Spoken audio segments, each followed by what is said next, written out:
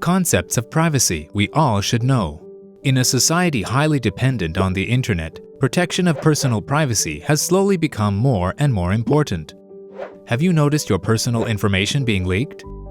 Or have you violated the privacy of others and have not even noticed? Privacy actually is highly subjective. Everyone's views and expectations of privacy are different. However, personal information, location, communication records, etc., when revealed without consent, may violate the privacy rights of individuals. To better understand the scope of privacy rights, Grand Justice's interpretations have separated privacy rights into three categories: informational privacy, spatial privacy, and freedom of privacy of correspondence. Informational privacy refers to one having autonomy over their own information and being able to decide when, where, and how they want to divulge it. When researchers conduct surveys, they must be responsible for protecting the information collected. They not only must properly protect every piece of information, they must also protect the rights of the research participants. Spatial privacy protects one's personal space from being intruded upon by others.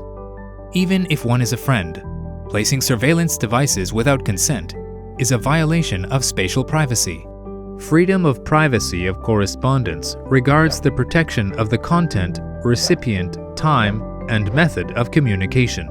For example, if a student breaks class rules and texts during class, even though the teacher can confiscate their phone in order to prevent the student from disrupting the lesson, the professor is not allowed to look at the contents of the phone. Excluding constitutional, civil, and criminal law, the Personal Data Protection Act and the Communication Security and Surveillance Act, there are many other related legislations to ensure the protection of privacy rights.